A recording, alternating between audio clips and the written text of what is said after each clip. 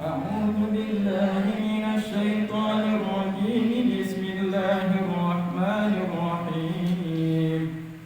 الحمد لله رب العالمين، الرحمن الرحيم، مالك يوم الدين، إياك نعبد وإياك نستعين، اهدنا الصراط المستقيم، صراط الذين أنعمت عليهم غير المغضوب عليهم ولا الضالين. آمين. Surat ayat sekarang 13.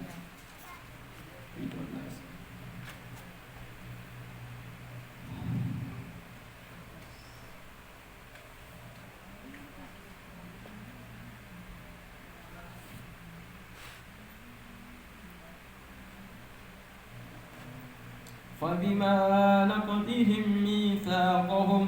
Dah situ Ibu? Iya, situ? Iya. فبما نقضهم ميثاقهم لعناهم وجعلنا قلوبهم قاسية يحرفون الكلم عن مواضعه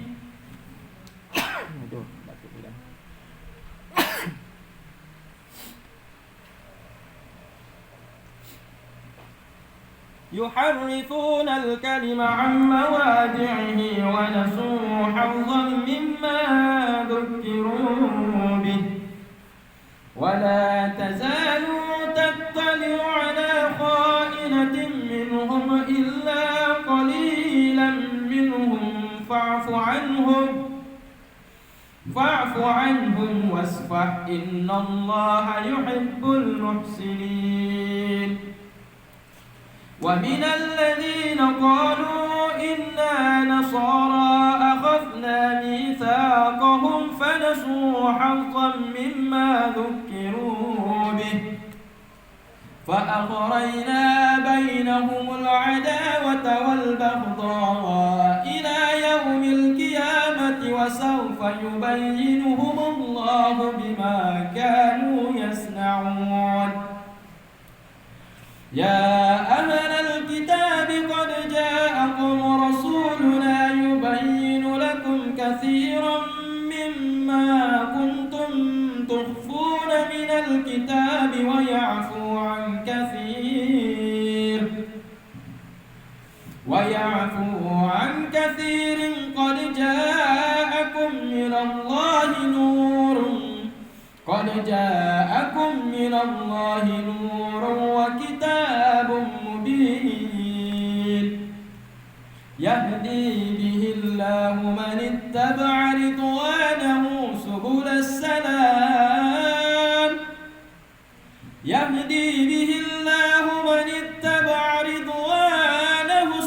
السلام ويخرجهم من الظلمات إلى النور بإذنه ويهديهم إلى صراط مستقيم. لقد كفر الذين قالوا إن الله هو المسيح ابن مريم قل فمن يملك من الله شيئا إن أراد أن يهلك المسيح ابن مريم وأمه ومن في الأرض جميعا ولله ملك السماوات والأرض وما بينهما يخلق ما يشاء والله على كل شيء قدير. وقالت اليهود والنصارى نحن أبناء الله وأحباؤه قل فلم يعذبكم بذنوبكم بل أنتم بشر ممن خلق يغفر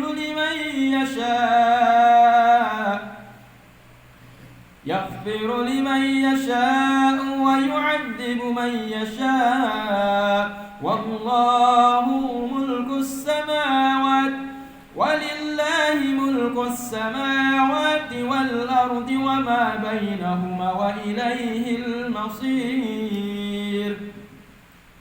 يا أهل الكتاب قد جاءكم رسولنا يبين لكم على فترة من الرسل أن تقولوا ما جاءنا من بشير ولا نذير فقد جاءكم بشير ونذير والله على كل شيء قدير وإذ قال موسى لقومه يا قوم اذكروا نعمة الله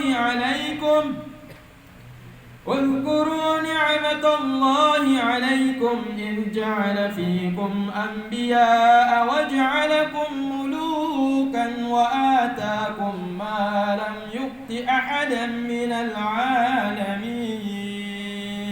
صدق الله العظيم أعوذ بالله من الشيطان الرجيم بسم الله الرحمن الرحيم فبما نقضهم ميثاقهم لعناهم dan maka dengan sebab kedurhakaan mereka terhadap janji yang telah mereka ucapkan, artinya mereka membatalkan janji yang telah mereka janji dengan Allah. Siapa yang dimaksud dengan mereka di sini? Ialah orang Yahudi. La'annahum, kami melaknat akan mereka. Kata Allah Ta'ala, kami melaknat mereka. Makna laknat itu artinya apa? Aba'adnahum an rahmatina, kami jauhkan mereka daripada kasih sayang kami, kata Allah Ta'ala. Ibu-ibu, kami jauhkan mereka daripada kasih sayang kami.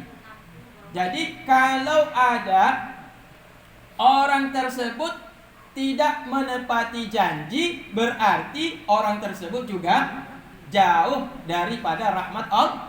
Apa maknanya bahasa singkatnya orang yang jauh dari rahmat Allah? Dilaknat.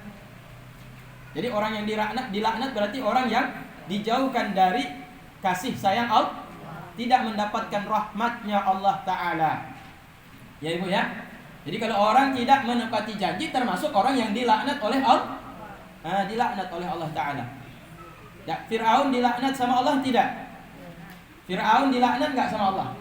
Dilaknat. Kenapa dilaknat? Karena tidak menepati janji kepada Allah. Bagaimana janji dia dengan Allah Ta'ala? Janjinya dengan Nabi Musa. Kalau Musa, engkau mampu mengalahkan tukang sihirku, maka aku akan percaya kepadamu. Tapi begitu tukang sihir Fir'aun kalah dalam perang tanding sihir, ternyata ahli sihir itu pun memeluk agama yang diajarkan oleh Nabi Musa. Tetapi oleh Haman, dia ada 3 itu. Ada 3 tokoh besar di masa Fir'aun yang durhaka kepada Allah dan melawan Musa. Yang pertama, saudaranya Nabi Musa sendiri. Siapa? Qarun. Ya. Juga Harun. Bukan Qarun, juga Haman. Kalau Harun Nabi, ya. Haman yang satu lagi. Yang terakhir, yang paling besar, musuhnya adalah Fir'aun. Jadi apa kerjanya Haman ini? Haman ini tukang bisiknya Firaun. Makanya di mana-mana itu ada tukang bisik, Ibu. Tukang komporin. Ya, kebetulan dia perdana menteri di masa Firaun. Firaun rajanya, perdana menteri Haman. Haman ini orangnya cerdas sekali, pintar sekali. Tetapi karena dia ingin mendapatkan posisi yang bagus di sampingnya Fir'aun, apapun yang dikatakan Fir'aun betul semua. Bahkan kalau Fir'aun pun salah, bagaimana caranya dia ungkapkan di depan massa, di depan masyarakat bahwa Fir'aun adalah yang terbenar. Jadi pada waktu Fir'aun tukang sihirnya kalah, waktu dilempar ular, ya ibu ya, dilemparkan buhul-buhul tali, dilempar berubah menjadi ular. Yang lain juga berubah menjadi ular. Jadi diserang Nabi Musa seorang diri. Nabi Musa pun sudah dalam hati ini gentar juga, ini ular udah banyak mau menghadap ke dia. Tapi Allah Ta'ala perintahkan, ya Musa, lemparkan tongkatmu, maka engkau akan lihat dia akan berubah menjadi ular, dan ular-ular mereka ahli sihir itu akan dimakan oleh ularmu. Jadi ketika tongkatnya Nabi Musa dilempar, berubah menjadi ular yang lebih besar dari ular mereka. Kemudian ular mereka dimakan oleh ularnya Nabi Musa alaihissalam. Maka dalam pikiran ahli tukang sihir, ini bukan sihir. Karena kalau sihir kami tahu bentuk sihir. Kalau tongkat berubah menjadi ular, ini bukan sihir ini. Ini memang kuasa daripada Tuhannya Musa. Kalau begitu, amanna bi Rabbi Musa, kami beriman dengan Tuhannya Musa. Maka kemudian mereka memeluk agama yang diajarkan oleh Nabi Musa, dan mereka berlepas tangan daripada menyembah Fir'aun. Maka Fir'aun marah. Kemudian Fir'aun keluar, kemudian dia katakan, kenapa kalian berani untuk menyembah Musa? Bukankah aku adalah Tuhan, Tuhan yang Maha Agung? Baru berdirilah di depannya Haman. Haman kemudian mengatakan, betul wahai Tuhan kami Fir'aun, engkaulah Tuhan kami. Tiada yang lebih berkuasa, tiada mematikan, tiada menghidupkan, melainkan engkau yang punya kuasa. Sedangkan Musa tiada apa. Jadi ini tukang apa namanya? Tukang kompor, tukang hasut, tukang bisik. Jadi tukang bikin semangat Fir'aun supaya Fir'aun itu bangkit terus dia. Jadi akhirnya suatu hari kan Fir'aun bertanya kepada Haman, Haman, tolong buatkan kepadaku bangunan yang tinggi agar aku akan menengok di mana Tuhannya Musa, agar aku panah dia. Maka dibangunlah bangunan istana yang tinggi oleh Haman, diperintahkanlah sampai 10.000 bahkan puluhan ribu lebih, yaitu masyarakat Mesir. Mesir itu budak daripada Israel pada waktu itu. Orang Mesir itu budaknya Israel, budaknya Fir'aun. Dan Fir'aun ini bukan terbalik. Fir'aun orang Mesir, nah, sedangkan orang Israel menjadi budak. Jadi mereka pekerjakan orang-orang Israel ini untuk membangun bangunan-bangunan yang tinggi untuk memenuhi hasrat keinginan nafsu daripada Fir'aun. Maka dibangunlah istana yang tinggi. Kemudian nanti di atas itu kata Fir'aun mau tembak, mau panah Tuhannya Nabi Musa. Nah, maka ibu-ibu pernah lihat di sana tuh kan ada yang namanya istana Fir'aun. Istana Fir'aun megah, tinggi menjulang. Bahkan bukit-bukit ibu dipahat menjadi patung-patung Fir'aun. Jadi ada namanya kota kuno Mesir namanya. Kota kuno Mesir itu kalau kita masuk ke situ, di situ itu bukit ibu dipahat menjadi gambar-gambar Fir'aun. Bukit itu digambar menjadi patung-patung Fir'aun, dan di dalamnya itu bentuk istana. Jadi bukit dibikin menjadi istana. Misalkan bukit Cotmani itu kan, itu dibikin istana sama dia. Jadi bukan dikerok bikin rumah, dijual tanahnya enggak, dibangun jadi bangunan tuh, jadi istana bukit. Nah, kemudian kisah juga tentang piramid yang dibangun oleh Fir'aun itu ternyata adalah kuburan daripada raja-raja Fir'aun. Jadi kalau Fir'aun meninggal, maka dia akan perintahkan sebelumnya kepada arsitekturnya itu, insinyur pada masa itu, untuk membangun piramid dalam bentuk titik segi 4, kemudian berbentuk kerucut.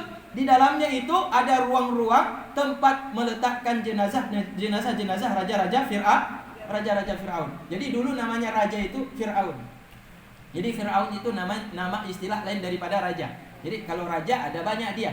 Meninggal satu raja, diangkat raja yang lain. Meninggal satu raja, diangkat raja yang lain. Begitu Fir'aun juga. Fir'aun meninggal satu Fir'aun, diangkat Fir'aun yang lain, diangkat Fir'aun yang lain. Jadi di dalam piramid itu ternyata ada banyak ruangan. Di situ diletakkan yaitu mumi-mumi. Mumi-mumi artinya raja Fir'aun yang sudah dibalsem, kemudian dimasukkan ke dalam peti, diletakkan di dalam ruangan khusus untuk mengawetkan jenazah. Jadi jenazah mereka awet. Tapi kalau kita masuk ke dalam itu bau apa namanya? Kayak bau balsem begitu. Ruangannya pengap, panas. Tapi ada lampu-lampu di dalam. Jadi tujuannya apa? Untuk supaya kalau mereka mati, mereka tetap berhubungan, mereka punya roh itu dengan alam yang tinggi. Jadi mereka menganggap kalau mereka meninggal dan diletakkan di dalam piramid tersebut, maka mereka akan tetap berada dalam posisi yaitu Tuhan. Mereka akan tetap menjadi sebagai Tuhan. Jadi itu salah satu cara berpikir orang dahulu. Ya, ini Fir'aun nih, ini cara berpikir. Dan ini yang mengatakan betul, ini adalah Haman. Jadi mereka berjanji ketika kalau kalah di dalam ujian dalam tanding sihir menyihir, mereka akan tunduk dan taat pada perintah Nabi Muhammad. Tapi mereka ternyata sesudah kalah ilmu sihir, tukang sihir yang hebat-hebat dari kalangan Fir'aun, ternyata Fir'aun semakin menjadi jadi. Maka karena itulah kami kutuk mereka, kami jauhkan mereka daripada rahmat kami, kata Allah Ta'ala. Wa ja'alna qulubahum qasiyah, dan menjadikan oleh kami akan hati mereka yaitu menjadi keras. Keras artinya apa? La talinu, tidak lembut, tidak bisa untuk menerima keimanan. Hati mereka menjadi keras dan tidak bisa menerima keimanan. Jadi saya ingat, Nabi Muhammad itu lembut tidak? Lembut tidak? Lembut. Tapi Nabi Muhammad yang sudah selembut itu ketika Isra Mi'raj naik ke langit, udah tembus langit yang ketujuh. Mak pernah pergi? Tapi kita naik pesawat tuh lewat awan ya. Udah langit berapa tuh? Kalau naik pesawat tuh ke Jakarta naik pesawat kan, udah lewat awan putih kan. Kalau udah masuk di awan itu goyang dia, karena dia tabrak awan tuh pesawat tuh goyang-goyang dia. Itu baru awan. Awan tuh kayak asap, Ibu. Asap rokok. Tapi kalau ditabrak sama pesawat, goyang pesawat. Padahal pesawat besi kan? Betul tidak? Pesawat besi bukan? Besi, tapi dia tabrak tuh awan. Awan ini kan dari rokok kita di sini, dari knalpot kita, dari kayu bakar yang kita bakar. Ya kan? Dari hutan yang terbakar. Ya, dari pembakaran minyak minyak sawit, dari pabrik-pabrik, asapnya naik ke atas tuh. Di atas itu kemudian bertumpuk-tumpuk asapnya itu, kemudian kalau ditabrak itu pesawat bisa goyang, padahal asap tuh. Besi tabrak awan, yang mana yang mesti goyang? Awan yang mestinya pecah, tapi ini kok besi ya? Nah, wallahu a'lam, itulah kuasa Allah Ta'ala. Jadi udah bongkar kalau ditabrak, itu dia akan terjadi goncangan. Ada apalagi tuh yang namanya awan Columbus. Ya, itu yang lebih bahaya lagi itu kan. Kalau sudah tabrak awan Columbus itu ya goyang betul-betul, goyang pesawat tuh. Awan apa namanya itu? Begitulah bunyinya. Nah, ada Columbus begitu. Jadi banyak pesawat yang tabrak awan itu dia akan berusaha menghindar karena banyak yang celaka dengan tabrak awan tersebut. Jadi kalau udah lewat dari atas awan, baru udah lewat dari atas awan itu sudah mulai lebih nyaman dia pesawat posisinya itu. Jadi stabil penerbangan pesawat tersebut. Jadi tidak ada lagi goncangan. Baru kita udah tenang di situ. Nah, pertanyaannya itu langit berapa tuh? Di atas awan itu langit pertama kah, atau kedua kah, atau ketiga, atau empat, atau lima, atau enam, atau tujuh? Nah, ternyata langit yang dimaksud itu bukan itu. Karena kalau itu langit itu dia harus minta izin dulu kepada malaikat yang penjaga langit pertama. Habis itu naik lagi ke atas, lebih tinggi lagi, minta izin lagi kepada malaikat penjaga langit kedua. Minta izin lagi kepada malaikat. Kalau naik lagi kepada ketinggian yang lebih lagi di atas, minta izin lagi dulu kepada malaikat penjaga langit yang ke-6, sampai kepada malaikat penjaga yang lagi ke-7. Nah, kalau udah lewat langit berarti tembus luar angkasa. Kalau kita tembus luar angkasa itu, di atas luar angkasa apa, Ibu? Di atas langit itu ada apa? Kalau kita dalam versi Isra Mi'raj Nabi Muhammad, ada apa? Ada aras, ada kursi, ada Sidratul Muntaha. Sidratul Muntaha yang tahunya kita di atas langit yang ke-7 itu berarti ada luar angkasa. Nah, ini yang ditembus oleh Nabi itu bukan alam zahir, bukan alam materi, tapi sudah sampai pada alam malakut, sampai pada alamnya para malaikat. Ada enggak begitu? Betul enggak itu, Ibu? Kira-kira kalau orang sudah tembus luar angkasa, situ sudah masuk kepada alam malakut, alam malaikat. Percaya tidak apa kita ini? Percaya enggak kita ini? Ibu-ibu percaya enggak? Udah lewat tuh berarti kita sudah tembus alam malakut. Nah, kalau kita sudah tembus alam malakut, berarti kita sudah merasakan nuansa di situ. Disitulah bertumpuknya para malaikat. Mereka hidup di situ, mereka berkumpul di situ. Sehingga dalam peristiwa Isra Mi'raj, Nabi lihat di situ ada malaikat yang kerja cuma sujud aja baca tasbih. Ada malaikat cuma ruku aja cuma baca cuma baca takbir. Ada malaikat yang duduk saja cuma istighfar sama Allah Ta'ala. Ada malaikat yang yang berdiri saja hanya membacakan zikir tertentu yang sudah Allah Ta'ala perintahkan mereka sejak mereka diciptakan sampai kiamat. Begitu aja kerjanya. Yang duduk terus, yang berdiri terus, yang sujud terus, yang ruku terus. Jadi yang zikir terus, zikirnya pun sudah khusus ditentukan, gak berubah. Kadang-kadang itu Nabi lihat semuanya. Itulah alam yang dilewati oleh Nabi ketika menembus setiap langit. Bahkan ketika sampai di surga yang ke-8, Ibu, Nabi masuk ke dalam surga yang ke-8, Nabi melihat ada ayam jantan putih, warnanya indah sekali, kepalanya di bawah aras, kakinya itu sampai ke langit, sampai ke bumi, dasar bumi yang paling dasar, bumi lapis dasar yang ke-7. Kalau dia sudah terbit fajar, dia bertasbih. Apa tasbihnya, Ibu? Kukuruyuk. Nah, jadi subhanallah. Jadi ayam itu dia bertasbih dia. Subhanallah. Cuma kukuruyuknya kita di sini kita nggak ngerti itu sebenarnya kalau diartikan subhanallah, maha suci Allah Ta'ala. Jadi itu ayam dia bertasbih. Kenapa ayam kompak ibu-ibu? Ayam kalau coba ibu nanti punya tetangga ya, pelihara ayam jago besok. Beli ayam jago, taruh di satu kurungan di dapur. Nanti tunggu saja. Kalau sudah azan subuh pasti kompak, dia akan berkukuruyuk, akan berkokok. Jadi kalau ibu nanti punya tetangga dekat-dekat rumah tuh masing-masing pelihara ayam, insya Allah bangun subuh tuh. Ya, karena ayamnya rame kan. Kalau mau pingin cepat bangun sholat subuh, piara ayam jago lebih dari satu. Insya Allah bersaut-sautan mereka akan berkukuruyuk. Tapi kalau sudah selesai azan berkumandang, dia juga akan berhenti berkokok. Nah itulah gunanya ayam. Ternyata ayam ini adalah anak buah ayam yang ada dalam surga. Jadi itu gue pelihara ayam jago. Ya, pelihara ayam jago. Jadi ayam jago itu bukan untuk diadu, bukan untuk dibuat taruhan untuk diadu supaya berkelahi mana yang jagoan, bukan. Dia ternyata ayam itu ayam daripada anak buah ayam yang ada dalam dalam surga. Jadi tasbih yang dia baca itu. Cuma kita nggak tahu karena itu bahasa ayam. Nah, karena setiap yang makhluk Allah Ta'ala ciptakan ini mereka semuanya bertasbih kepada Allah Ta'ala. Yusabbihu lillahi ma fis samawati wal ard. Bertasbih kepada Allah semua yang ada di langit dan di bumi. Semua yang ada di langit, berarti burung lagi terbang dia bertasbih, malaikat dia bertasbih.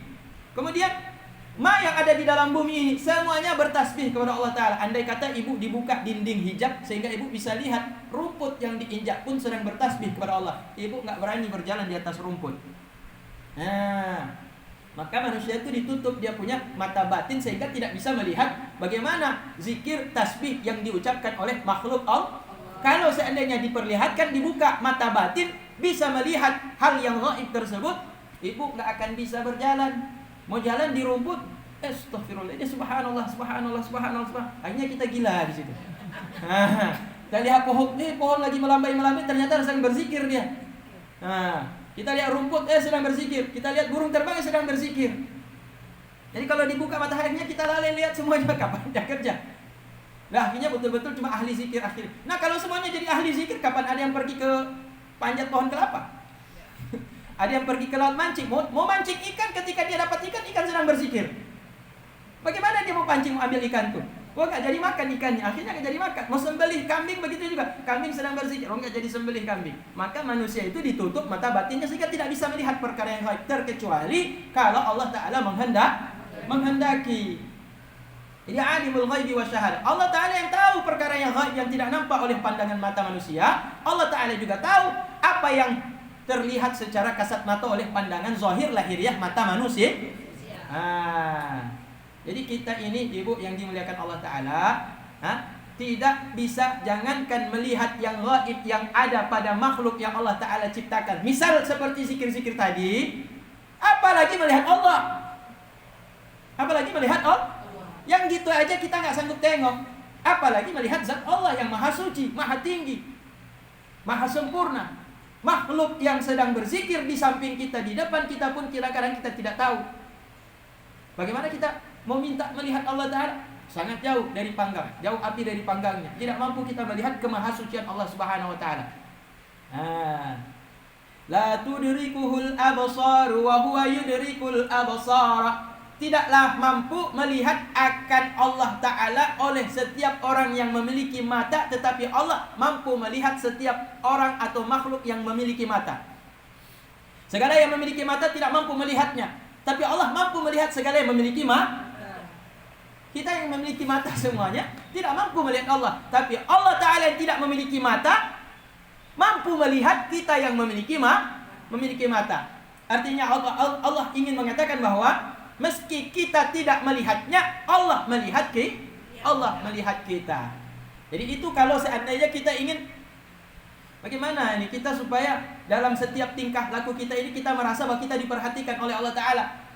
Ya, baik di tempat terang-terangan maupun di tempat yang sepi, baik sembunyi-sembunyi kita bekerja maupun secara terang-terangan. Bagaimana supaya menjaga agar ibadah kita betul diperhatikan oleh Allah? Bagaimana? Bahwa kalau kita tidak melihat Allah, maka Allah Ta'ala kita yakini melihat dalam setiap apapun gerak-gerik kita yang kita kerjakan. Nah, jadi ini Kita lanjut lagi ya.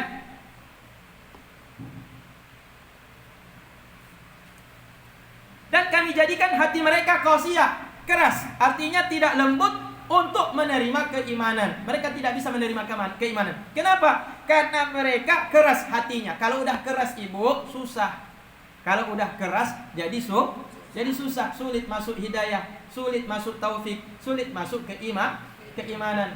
Jadi kalau Rasulullah saya ceritakan tadi itu nggak nyambung tadi itu.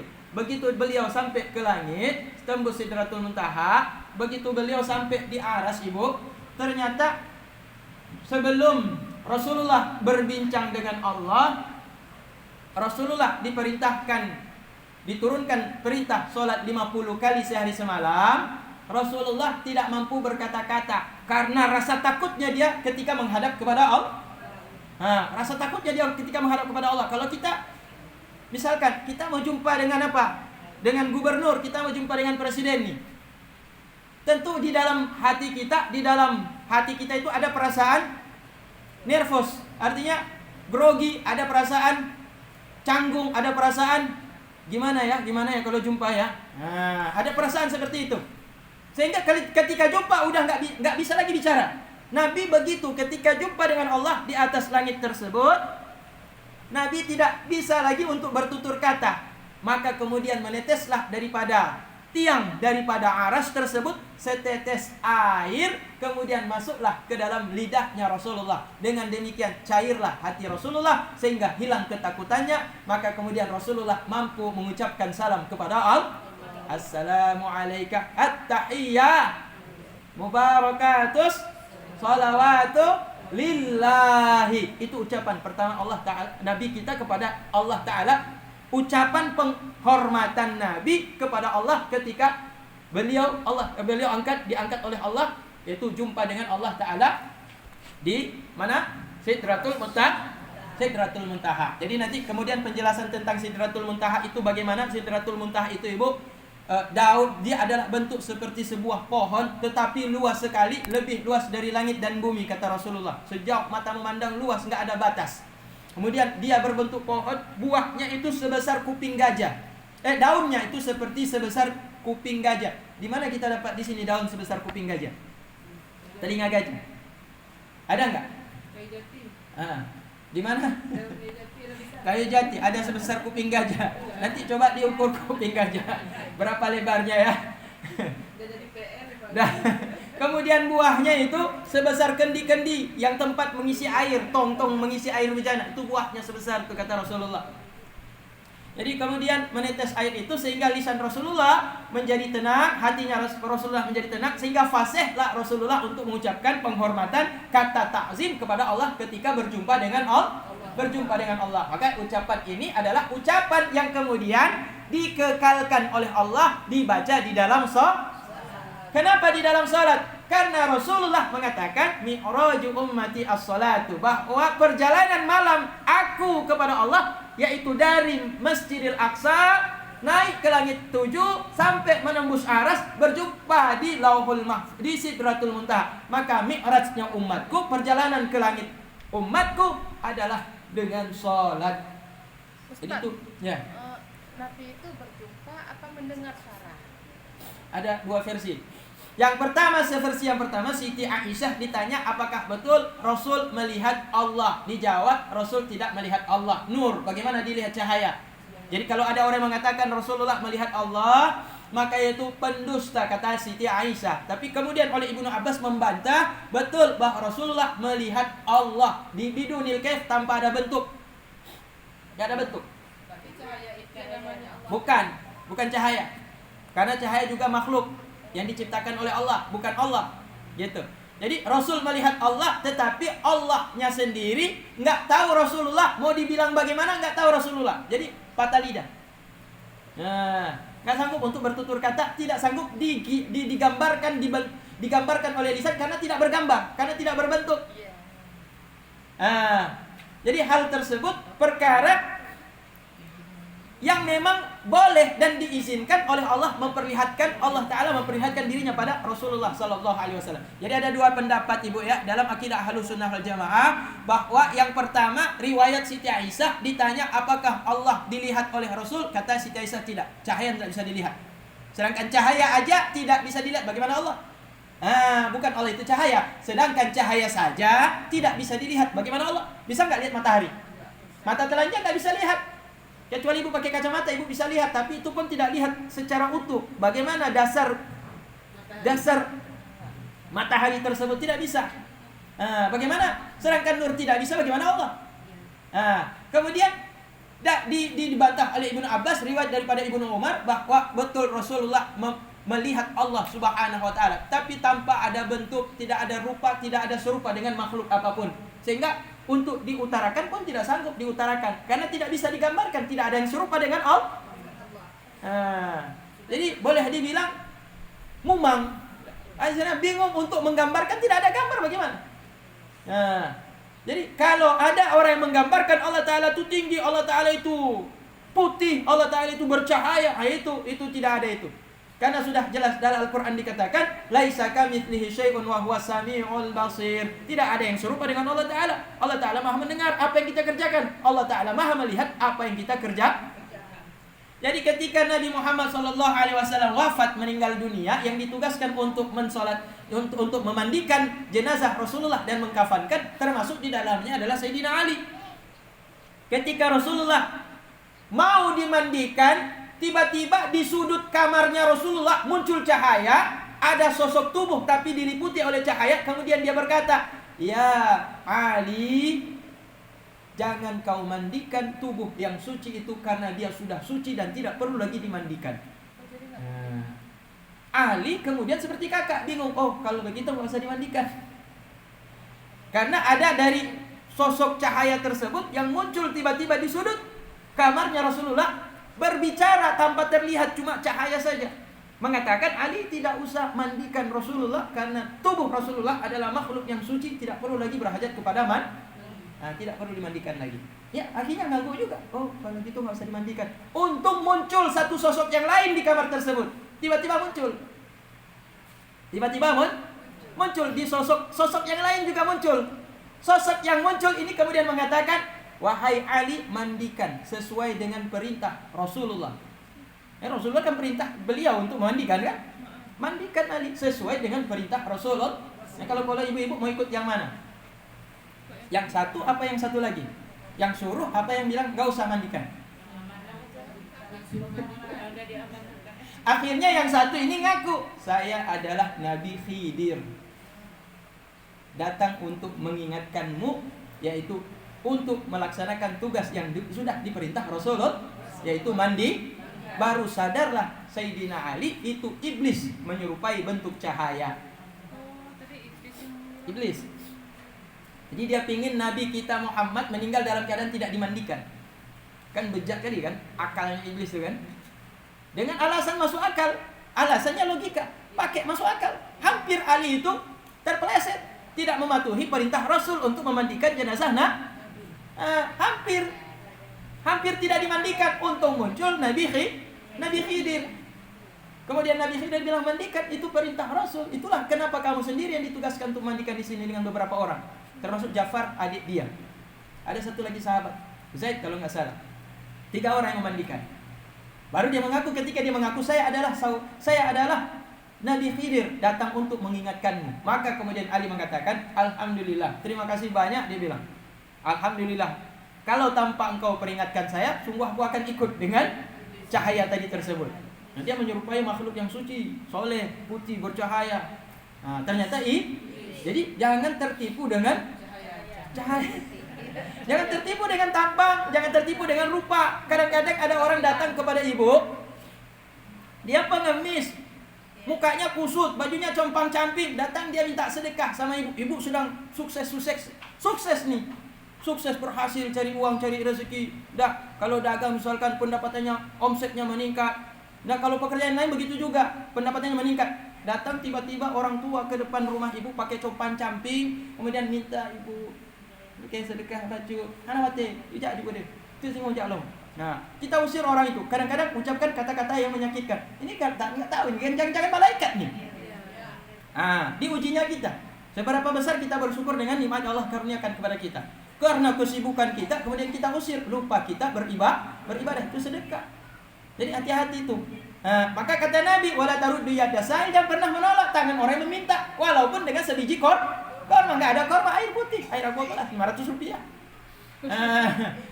Biasanya Allah ada piang pecah aku, ya bantah pegah piang pecah untuk kasih kami nyindirnya. Sakit hatinya, tapi hana pula. Kadi wudhu kaji lah. Duduk dulu Pak ya, sebentar ambil air aqua gelas. Nah, kalau orang tua zaman dahulu itu diambil beras di dalam rumah, satu mop cangkir, satu mop susu ya, susu kaleng tuh. Nah, tuh dituang lagi ke dalam. Nggak ada uang, itu dikasih. Nggak ada, ya udah air aqua atau air gelas, minum. Jadi orang tidak sakit hati. Nah, mana tahu itu jangan-jangan malaikat gimana? Di atasnya kita, Allah Ta'ala utus melalui malaikat yang menyerupai orang yang miskin tadi, yang compang-camping tadi, sehingga kita menganggapnya hina, menganggap sepele, menganggap remeh. Nah, ternyata itu malaikat menguji kita. Bisa bangkrut ibu kita, bisa jatuh pailit kita, bisa susah kita. Karena kenapa? Diuji dengan hal yang seperti itu. Bagaimana rasa kita ketika melihat orang yang hina tersebut? Nah, kadang-kadang datang orang yang mulia, pakaiannya bagus, pakaian rapi.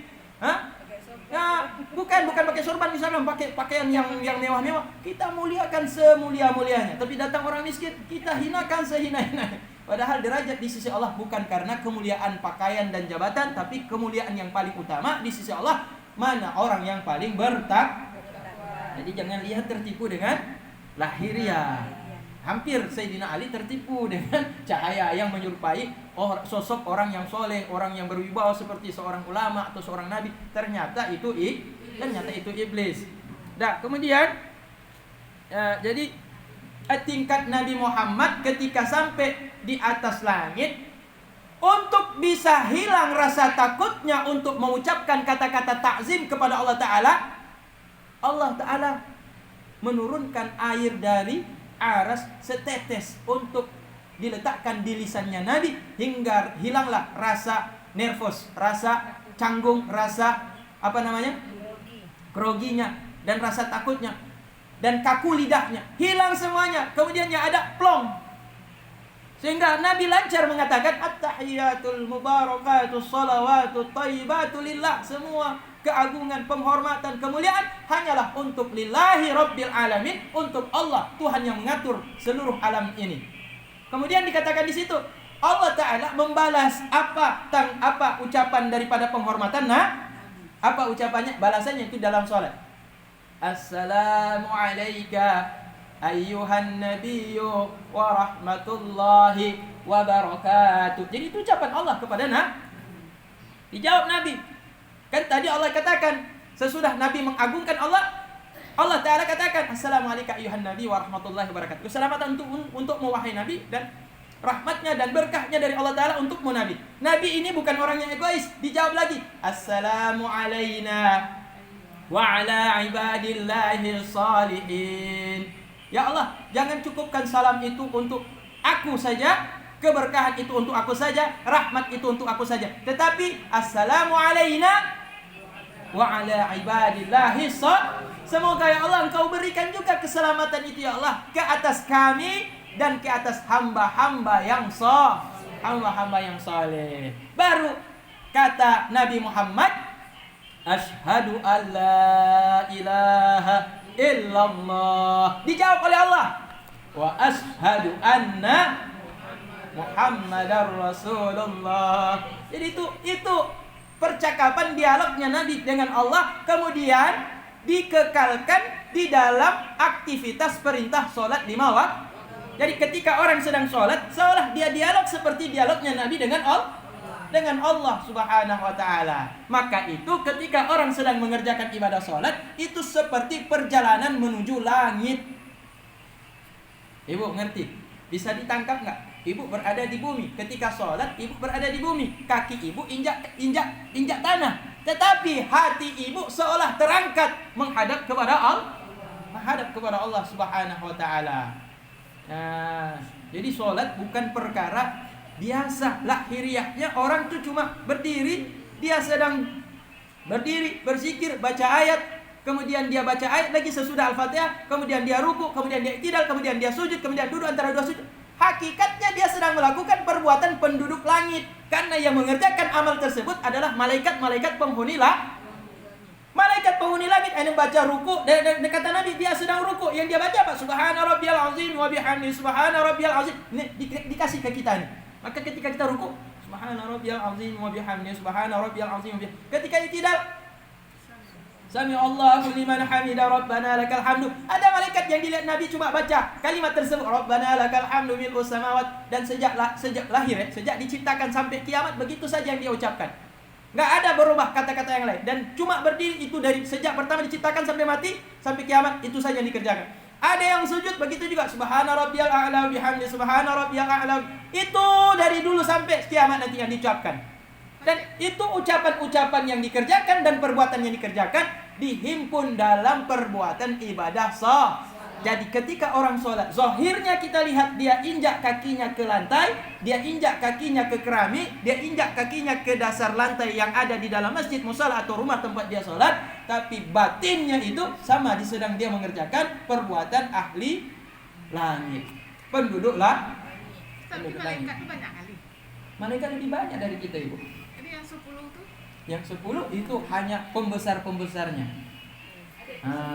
Jibril, Mikail, Israfil, Israil, Munkar, Nakir, Rakib, Atid, Malik, Ridwan, Israel.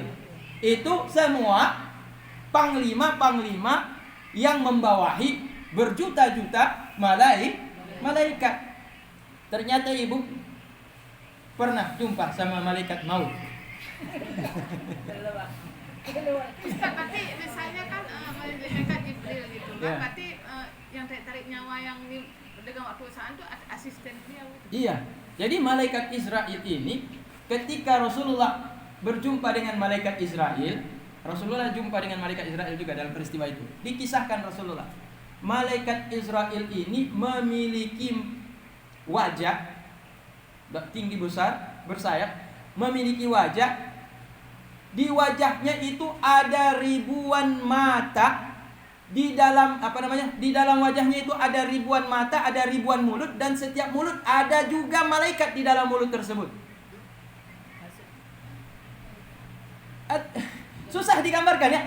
Di dalam kisah itu dikatakan Rasulullah melihat malaikat Israel itu, dia memiliki wajah, di dalam wajahnya itu ada mata, bukan cuma 2, ribuan mata, kemudian ada ribuan mulut juga. Kemudian di dalam ribuan mata dan ribuan mulut ada malaikat lagi, ribuan lagi yang ada di bawah kendali daripada malaikat Israel tersebut. Kemudian dia turun untuk memerintahkan mereka yang jadi anggota-anggotanya tadi untuk mencabut semua nyawa ketika sudah datang waktu untuk dicabut nyawa. Jadi malaikat Israel itu ternyata bentuk aslinya dia memiliki wajah yang wajahnya saja itu ribuan wajah. Satu wajah tapi ribuan wajah. Bagaimana tuh? Wajah tapi punya ribuan wajah. Nanti kan setiap yang meninggal itu kan sudah punya waktunya. Iya. Tapi ada beberapa dari kisah yang dikatakan karena dia rajin bersedekah, jadwal matinya 5 tahun bisa 10 tahun, itu tuh gimana? Oh, itu kalau dia as-sadaqatu tadfa'ul bala, wah sedekah itu menolak bala. Kalau seandainya kita ingin menolak bala, ditakdirkan itu kita sudah wafat, misalkan besok nih keluar dari rumah naik Honda tabrak mati. Tapi sebelum tabrak meninggal dunia, sempat di jalan ada orang minta-minta, kita lihat, kita kasih sedekah, enggak jadi, lewat, enggak jadi tabrak, yang tabrak lain orang lain. Nah, ini artinya apa? Ada 2 versi catatan yang tentang takdir manusia. Versi pertama diketahui malaikat, versi kedua enggak diketahui malaikat, yang tahu hanya Allah Ta'ala. Versi pertama diketahui oleh malaikat yang sudah tercatat di Lauhul Mahfuz, itu versi yang pertama. Ya, sudah diketahui oleh malaikat bahwa ini akan meninggal dunia. Mungkin di simpang Kampung Rawa itu, keluar dari lorong situ, dia keluar lorong nggak tengok kiri kanan, langsung keluar tabrak sama Honda, meninggal dunia. Malaikat udah tunggu di situ. Tapi begitu ditunggu kok nggak jadi tabrak ya sama mobil ini. Mestinya mobil ini tabrak dia, tapi kok lewat ya? Selamat karena berkah dia sedekah. Jadi tambahin umurnya. Nah, yang tahu hakikat yang sebenarnya tentang panjang pendek umur tersebut ada pada Allah Ta'ala. Ya. Tetapi kadang-kadang yang sudah diketahui malaikat itu pasti juga terjadi juga. Nah, cuma ada hal-hal tertentu yang menyebabkan terhindar daripada yang diketahui oleh malaikat maut sehingga bertambah panjang. Nah, contohnya kemarin saya pernah kisahkan, ada seorang suami istri miskin, mereka pedagang, mereka pengusaha, dan hidup mereka susah terus. Padahal udah bangun pagi, udah segala macam mereka kerjakan untuk berusaha, untuk buka supaya rezeki mereka datang. Tapi hidup mereka susah terus. Nah, orang lain buka seperti mereka kok lancar-lancar saja rezekinya. Akhirnya mereka bilang, sepakat suami istri ini, "Bang, gimana kalau kita pergi menghadap Nabi Musa? Kan Musa itu kan banyak mukjizatnya. Kalau kita minta doa mungkin saja besok kita kaya." Jadi datanglah suami istri ini kepada Nabi Musa. Minta doa cepat kaya. Jangan datang ke saya aja kere. Jadi datang kepada Nabi Musa. Dia jumpa sama Nabi Musa. "Assalamualaikum." "Waalaikumsalam," kata Nabi Musa. "Ada perlu apa ibu, bapak?" "Begini Musa, kami ini udah bertahun-tahun kami dagang, kami usaha, dan kami rajin. Pagi kami buka, dan kami dagang pokoknya seperti orang-orang dagang. Tapi kok rezeki kami biasa-biasa aja ya Musa, dan cenderung makin susah," kata mereka. "Oh," kata Musa, "lantas kalian maunya apa?" Jawab oleh suami istri, "Kami pingin doa. Mintalah kepada Tuhanmu, doakan kami supaya kaya." supaya kaya. Jadi Nabi Musa karena diminta, ya udah insyaallah saya doain. Nah, besok datang lagi ya. Udah malamnya Nabi Musa bermunajat pada Allah, udah berwudu, bersuci segala macam. Dia munajat, "Ya Allah, datang hambamu kepadaku, ya Allah, meminta melaluiku kepadamu, ya Allah, agar engkau berikan kekayaan kepada mereka. Buka pintu rezeki kepada mereka, ya Allah." Ya Allah Ta'ala, boleh. Nah, tapi hanya 1 tahun kaya mereka, tapi hanya 1 tahun. 1 tahun. Dibilang kata Allah Ta'ala, boleh mereka kaya, saya kasih izin mereka kaya, tapi bilang sama mereka ya, waktu mereka kaya hanya 1 tahun. Habis itu aku cabut lagi rezeki mereka. Kenapa pakai syarat? Nah, inilah Allah terserah sama Allah. Terserah sama Allah. Ya, dengan Nabi Musa ada dialog seperti itu. Kemudian sudah, alhamdulillah kata Nabi Musa, yang penting mereka bisa kaya. Walaupun 1 tahun. Dan akhirnya Musa besok paginya udah di rumah, ditunggu-tunggu orang suami istri. Datang mereka. Mereka penasaran, apa iya dikabul apa enggak ini ya? Dan ternyata sudah sampai ke rumah, bagaimana jawaban Nabi Musa? Bagaimana jawaban daripada Allah Ta'ala? Apakah Allah mengizinkan kami mendapatkan kekayaan? InsyaAllah. Dari munajahku, Allah mengatakan, kalian insyaAllah selama kalian masih terus berusaha, kalian akan menjadi orang yang kaya di kampung. Alhamdulillah, senang sekali mereka. Ya Allah, suamiku, akhirnya kita bisa beli belanja ini. Dah, kita bisa beli ini, bisa beli itu. Akhirnya keinginan kita bisa terkabul karena kita punya uang nanti. Alhamdulillah. Tapi ingat, kata Nabi Musa, ada tapinya. Kenapa ya Nabi Musa, ada apa lagi? Hanya 1 tahun kalian kaya. Sesudah itu kalian akan kembali menjadi miskin seperti sedia kala. Jadi kata suami istri itu, kalau gitu nggak apa-apa lah daripada nggak pernah kaya sama sekali. Nah, udahlah, bolehlah, nggak apa-apa juga. Jadi nggak berani minta kepada Nabi Musa supaya dikayakan selama-lamanya, takutnya nggak dikasih sama sekali kan? Udahlah, nggak apa-apa, yang penting udah pernah kaya. Udahlah kalau begitu, Nabi Musa, terima kasih banyak ya. Udah doakan kepada Allah, udah dikasih izin. Maka mereka yakin dengan Nabi Musa. Mereka dagang seperti sedia kala. Betul, dagangan mereka laris manis, laku luar biasa. Omset mereka meningkat. Akhirnya mereka buka cabang, banyak lagi mereka belanja. Akhirnya banyak kali pemasukannya, mereka kaya. Jadi paling kaya di kampung tersebut. Nah, istrinya ini kasih nasihat sama suami, "Bang, ingat bang ya, kita cuma 1 tahun kaya." Dikasih tinggal sama suaminya. Karena suaminya mungkin dah lupa kan. Jadi gini bang, sebelum kita miskin, inilah waktunya kita bersedekah. Kalau kita miskin dulu, orang datang minta sedekah, kita aja butuh. Kita nggak kasih orang, kita sendiri. Kalau kita kasih orang, kita sendiri makan apa? Inilah waktunya nih bang. Iya juga ya, kata suaminya. Betul juga kamu ya. Kapan lagi kita sedekah? Ini lagi banyak harta, inilah waktunya kita bersedekah. Ya kalau begitu besok kita bersedekah. Setiap hari mereka bersedekah. Hingga karena mereka tidak terasa, 1 tahun itu mereka kerja sedekah. Setiap mereka dapat rezeki, ada kelebihan rezeki mereka bantu, ada kelebihan mereka bantu. Jadi sampai bingung Nabi Musa, udah genap 1 tahun, ini orang masih kaya-kaya. Jadi Nabi bilang, ini yang benar, yang mana sebenarnya? Apa Allah Ta'ala ini yang nggak sesuai dengan janji? Kan nggak mungkin, Allah ini Tuhan, nggak mungkin Allah Ta'ala berbohong.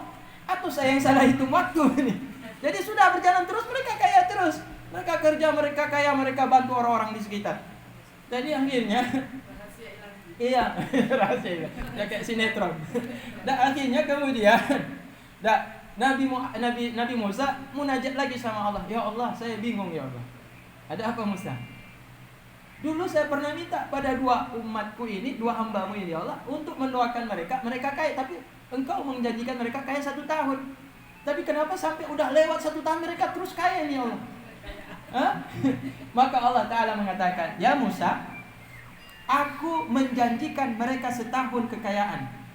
Habis itu mereka akan aku miskinkan, kembali seperti semula. Tapi aku malu ya Musa. Kenapa malu? Karena mereka dengan 1 tahun itu setiap hari mereka sedekah memberikan kepada orang yang membutuh. Sedangkan mereka punya rasa sayang, apalagi saya kata Allah Ta'ala. Maka aku tambahkan kekayaan mereka selama mereka sayang kepada yaitu makhluk yang ada di sekitarnya. Maka itu kata Nabi, irhamu man fil ardi yarhamukum man fis sama. Sayang dengan orang yang ada di sekitarmu, jangankan orang, siapapun, mau hewan, mau tanaman, sayang. Mau pohon, mau bukit, mau langit, mau bumi, mau apapun, sayang alam ini. Apalagi manusia, sayangi mereka. Pasti Allah juga akan sayang kepada kita. Maka rezeki itu tidak terduga akan datang kepada kita. Nah ini kisah ibu ya, bisa juga kita ambilkan sebagai pelajaran. Kemudian jadi kenapa tadi pertanyaannya, kenapa ada orang yang sudah jatah meninggal, kenapa umurnya makin panjang? Berkah sedekah. Nah, jadi juga tadi kisahnya tuh kan, jatahnya dia miskin sesudah 1 tahun, kayanya cuma 1 tahun. Tapi kenapa justru lebih dari 1 tahun dia tetap kaya? Karena sedekah. Nah, kenapa orang yang bersedekah ini panjang umur, dilepaskan dari bala, daripada bencana, daripada musibah? Karena Allah Karena kenapa Allah sayang dia? Karena dia sayang kepada makhluk Allah. Karena dia sayang kepada makhluk Allah, dia saja sayang kepada makhluk Allah, saya lebih sayang lagi kepada dia. Nah, jadi ini rahasia ya. Jadi tadi apa judulnya tadi? Sinetronnya? Rahasia ilahi. Tapi Pak Ustaz kan ada orang yang minta utang sama kita kan?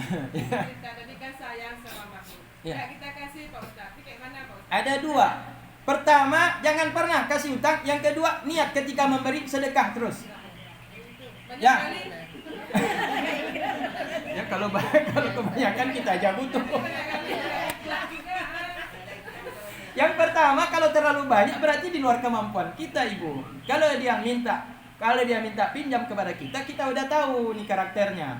Maka kalau kita udah tahu karakter orang ini, tahu atau tidak tahu, pakai 2 prinsip. Prinsip yang pertama, bukan. Kalau kita udah tahu nih orang, kalau dia minjam, kalau kita minta susahnya luar biasa. Kayak dia yang punya uang, kita yang mengemis. Dan terbalik. Ya kan, dari dunia terbalik. Nah, kalau orang yang seperti ini datang minta kita, kemudian kita juga masih tetap memberikan, berarti ada 2. Yang pertama, jangan kasih. Karena kalau kita tidak ikhlas untuk mensedekahkan, andai kata dia tidak mampu mengembalikannya, maka berdosa dia.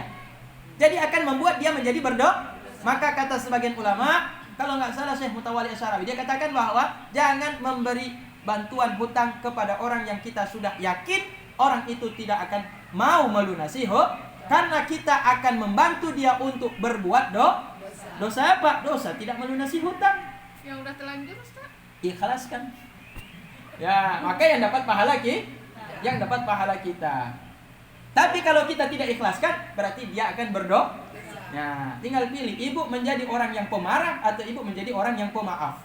Tapi kalau kita udah Pak Ustaz kan, tapi dia nggak mau minta maaf sama kita, gimana Pak Ustaz? Nggak butuh maaf dari orang tersebut. Tidak butuh maaf dari orang tersebut karena Allah telah mencatat kita pahala, baik kita memaafkan atau kita tidak memaafkan, Allah Ta'ala telah mencatat itu sebagai bentuk pahala. Ustaz, jadi ya, itu bentuk kelapangan hati kan? Ustaz, nggak mesti kita ini ketemu dia itu utang kamu dulu udah saya ikhlas pun nggak mesti bilang. Nggak mesti. Ada juga yang bilang Ustaz harus kita ini pula, harus ikhlaskan. Itu innamal a'malu binniyat. Semua amal itu tergantung kepada niat. Ya, semua amal itu tergantung kepada Cuma kalau belum diikrarkan, dari pihak yang berhutang tetap wajib melunaskan. Berusaha artinya untuk melunas. Nah, ketika dia sudah berusaha, dia datangi kepada pihak yang tempat dia memberi hutang, ternyata jawaban si yang memberi hutang, enggak, kamu bayar, udah saya ikhlaskan. Jadi ini uang 100 juta ini gimana nih? Enggak apa, udah ikhlas ya. Ambil terus, enggak apa, bawa pulang. Udah ikhlas. Kok 100 juta kalau dibayar ambillah bukan. Nah, penyakit kita itu ketika diuji ternyata orang yang kita ikhlaskan tadi betul dia berusaha membawa uang, begitu udah di depan kita langsung hijau mata.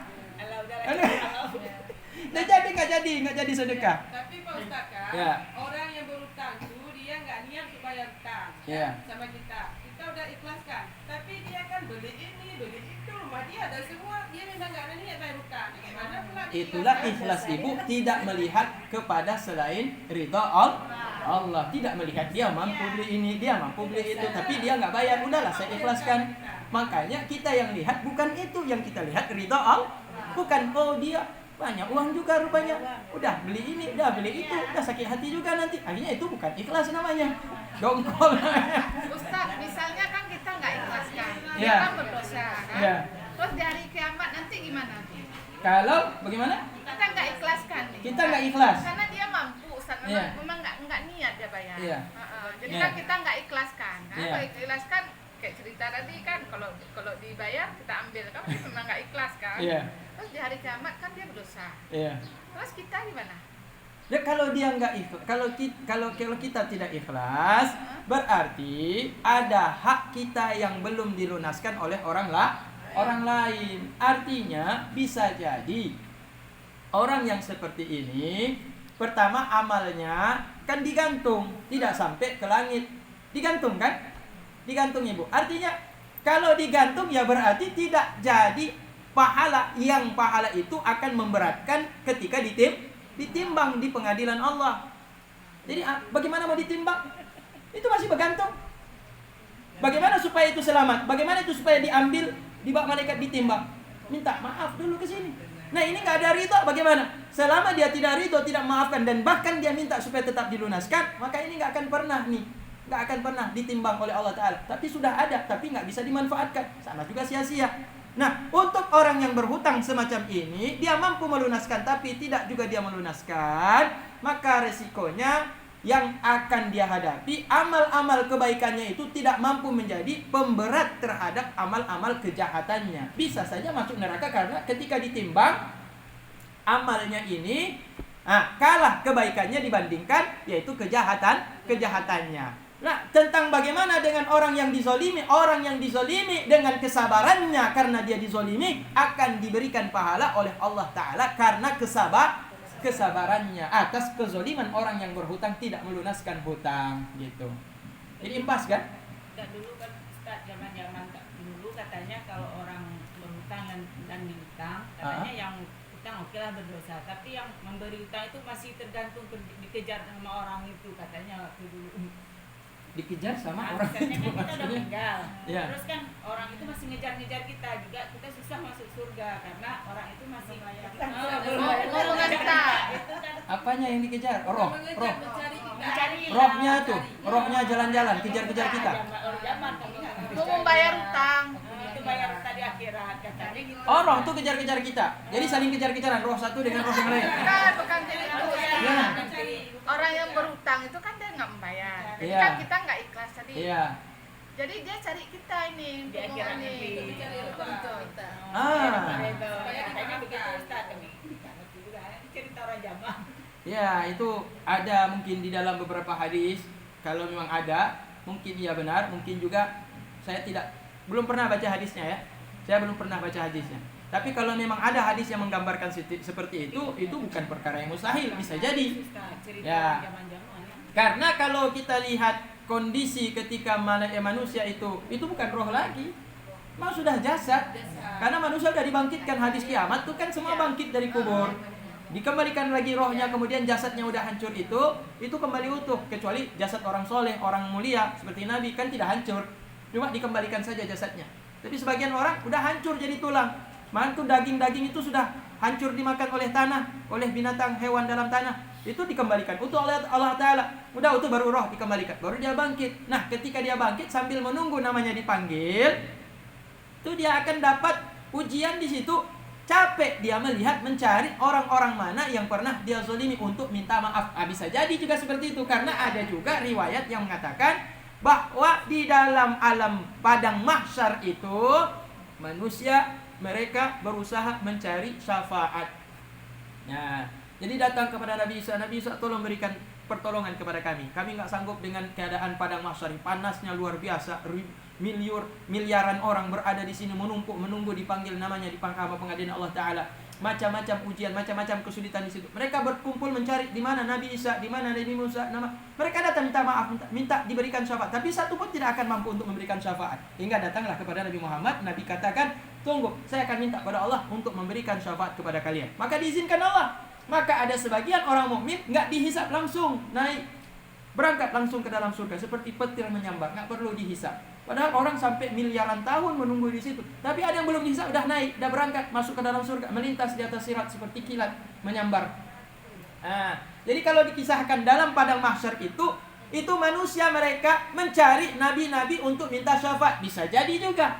Nah, ada manusia yang mencari di mana orang yang dulu tempat dia berhutang yang dia tidak sempat lunaskan untuk minta maaf. Tapi kalau kita dengar tentang kisah-kisah yang ada di alam mahsyar itu tidak ada lagi kata-kata maaf. Ya, karena memaafkan itu urusannya ketika berada di alam dunia. Kalau kita sudah berada di alam di luar dunia, sudah di alam barzakh kubur, kemudian alam padang mahsyar, kemudian di titian, apalagi udah masuk neraka, itu tidak ada lagi cerita maaf-maafkan. Karena urusan maaf-maafkan itu sudah ditutup pintu. Nggak ada lagi pintu maaf di sini. Nah, ada kisah dalam suatu riwayat digambarkan ada ahli surga. Mereka itu berada di tempat yang tinggi. Kemudian dinding surga tersebut kacanya bening, diperlihatkan oleh Allah Ta'ala ahli surga itu bagaimana nasib orang-orang yang mereka kenal yang ada di dalam neraka. Maka ada seorang ibu, dia masuk ke dalam surga dengan diizinkan oleh Allah Ta'ala melihat anaknya yang diazab di dalam neraka. Jadi menangis, dia senang tapi menangis. Karena ketika dia pandang dari tempat dia dalam surga, diizinkan Allah melihat anaknya itu yang sedang diazab di dalam neraka. Kemudian dia berkata, ya Allah, ya Rabbi, aku sebagai ibunya merasa iba dengan azab yang kau timpakan kepada anakku. Izinkan ganti posisiku pada posisi anakku, kata ibu tersebut. Nah, tapi jawaban Allah Ta'ala, ini adalah hari pembalasan. Tidak ada lagi kata ganti-ganti posisi. Tidak ada barter, tidak ada maaf-memaaf, tidak ada maaf-memaafkan. Nah, tidak ada lagi kata maaf. Jadi kita nonton aja. Lakulun ka diazabnya kibanya. Anu lun ka diazab ya Allah, lakum ya Allah, ampun. Hanale. Nah, Ustaz, jadi kembali lagi ke utang tadi yang enggak dimaafkan tadi kan. Kan yang itu kan menzalimi juga. Apa itu tidak termasuk Ustaz, misalnya kan pahala dia dikasih ke kita, terus nggak cukup dosa kita diambil sama dia. Itu riba. Itu orang yang riba. Itu sudah ada hadisnya memang tuh. Kalau orang yang riba, penyakitnya itu nanti di dalam neraka. Dosa amal baiknya itu diambil seberapa banyak ribanya kepada orang yang diriba, kemudian diberikan amal baiknya itu kepada orang yang diriba, orang yang digosipin, ya, orang yang digosipin, ya, orang yang diceritain, diomongin kejelekannya, dibilang si fulan ini begini jelek kali semuanya, sehingga orang kampung mengatakan dia jelek gara-gara dia punya omongan, sehingga orang kampung memandang dia itu hina, dia itu rendah, dia itu tidak baik gara-gara omongannya. Padahal tidak seperti itu. Tukang gosip namanya. Ini orang yang seperti ini ketika dalam neraka, ketika sedang di padang mahsyar, mau diadili oleh Allah Ta'ala, ditanya, kamu ada sholat enggak? Ada ya Allah Ta'ala. Tapi sholat kamu enggak ada nilai karena kamu tukang gosip. Ini sholat kamu saya kasih kepada si tetangga kamu. Nah, jadi yang tetangga kurang sholat, naik pahala sholatnya. Ditanya sama, jadi jawab dia, terima kasih ya.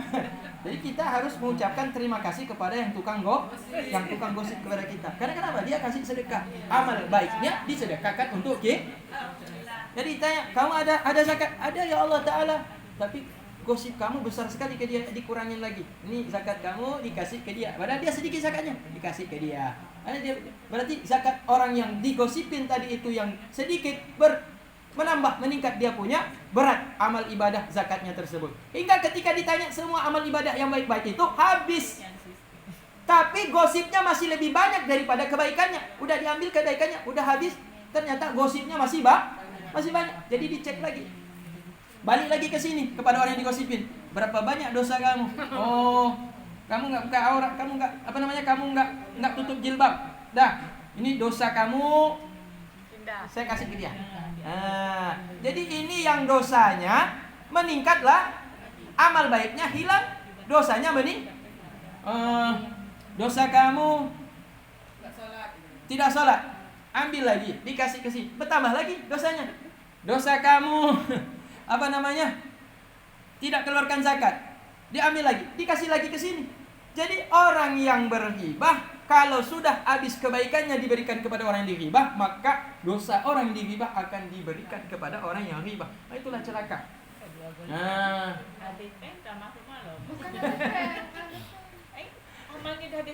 habis, akhirnya tidak ada lagi modal kebaikan dikasih, modal jahat orang dikasih ke kita, kan begitu kan? Nah, jadi sudah habis, nggak ada lagi modal sama sekali. Akhirnya masuklah dia ke dalam neraka yang dia sangka dia sudah banyak beramal ketika berada di dunia.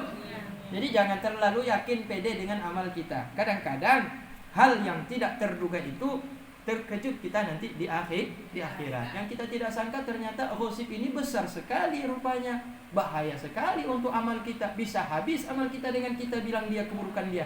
Nah, kalau kita membenci seseorang, cukup doakan dia kebaikan. Allahumma hdi, Allahumma yahdihi. Semoga Allah berikan dia hidayah. Oh begini, tapi dia bilang begini sama tunggu, dia bilang begini sama ibu, dia bilang begini sama. Allahumma hdihi. Semoga Allah berikan hidayah kepada dia. Ya Allah berikan hamba kesabaran, semoga Allah berikan hidayah kepada dia. Lain hana lain. Nah, menyoku balas dengan dengan bahasa untuk mencela dia juga, saya juga kasih sedekah ke dia namanya. Kan begitu ibu kan?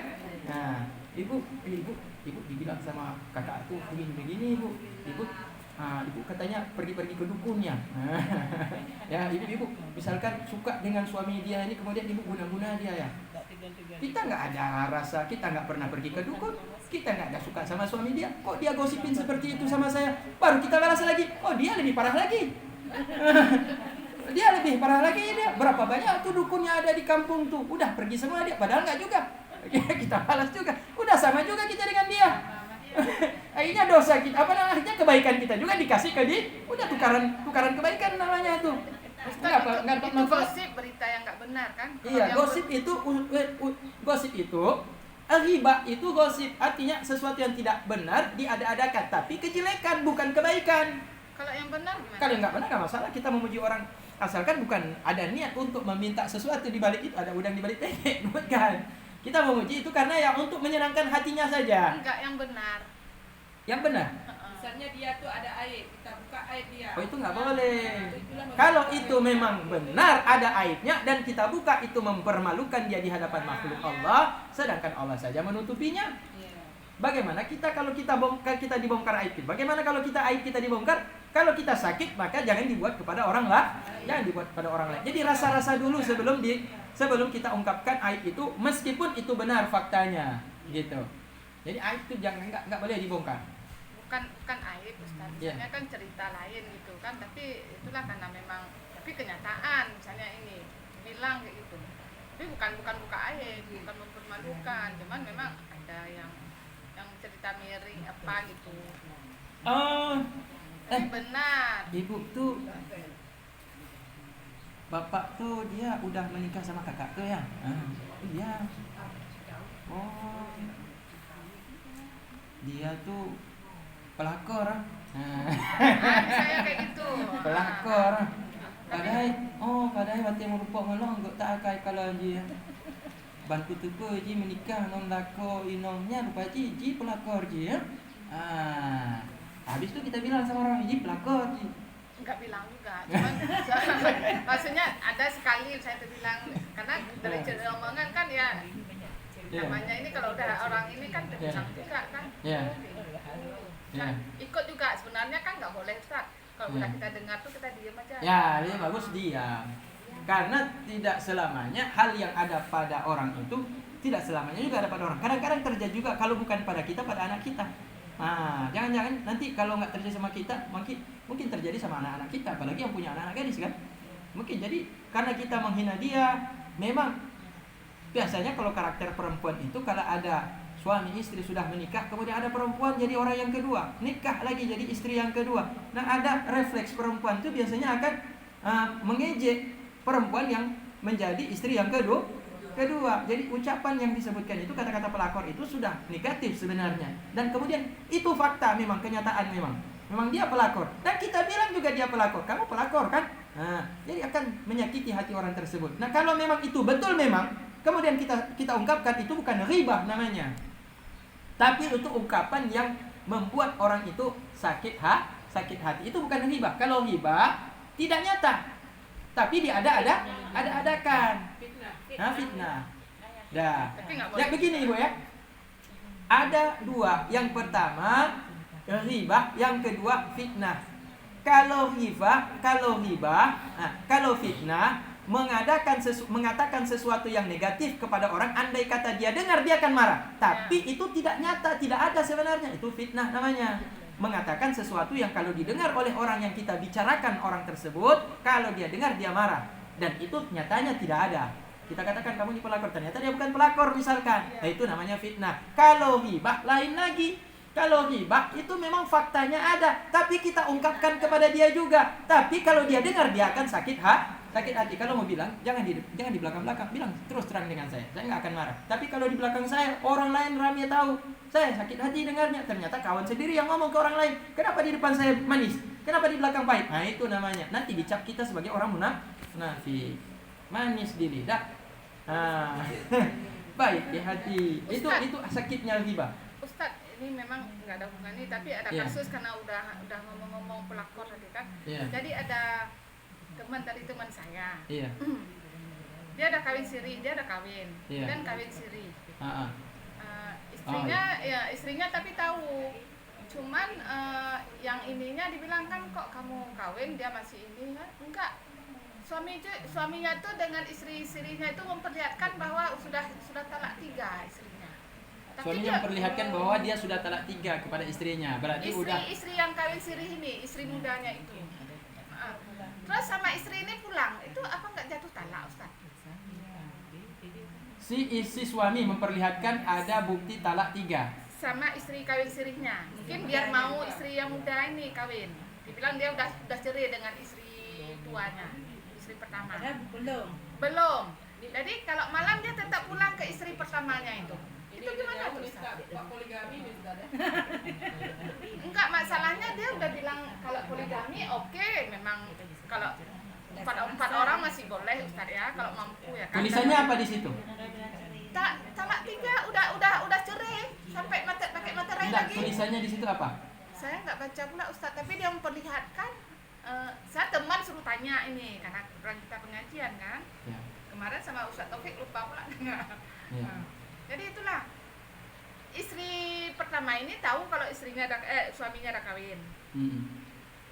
Ya udahlah, mungkin kalau udah ini masih pulau sama dia nggak apa-apa. Iya. Sementara sama istrinya ini suaminya ini perlihatkan bahwa sudah cerai dengan istri pertama. Oke, itu dalam bentuk tulisan, bukan dalam Iya. ucapan kan? Nah, sekarang pertanyaannya, andai kata seorang suami menulis di dinding kaca tempat dia berkaca tiap hari pakai make up, pakai bedak, ditulis di situ dengan lipstik. Kata suami di situ, suami menulis itu, saya cerai kamu, jatuh nggak? Nggak dia ucapkan, tapi dia tulis pakai lipstik di cermin. Saya habis berkelahi nih, kemudian marah dia, ambil lipstik istrinya, ditulis di cermin, saya cerai kamu. Tapi nggak ditayin sama mulut sama hatinya. Tapi nggak jatuh kan? Kemudian istri kan baru selesai mandi, kemudian masuk kamar, udah berdandan, baru make up, apa pula nih? Dibaca sama istri, saya cerai kamu. Ini pastilah kolonya yang tulisnya. Jawabannya apa tuh? Jatuh apa tidak? Tapi SMS saja ini jatuh. Jadi apa tuh? Jatuh apa enggak? Kok kami bilang jatuh Ustaz, makanya saya tanya sama Ustaz gimana? Ibu mau jatuh apa enggak? Jatuh lah kalau jatuh. Enggak,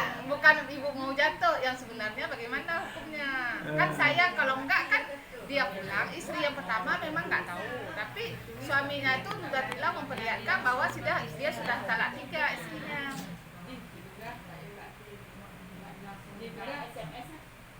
Jantung apa enggak? Jantung Ustaz. Sudah malah begini ya Ustaz.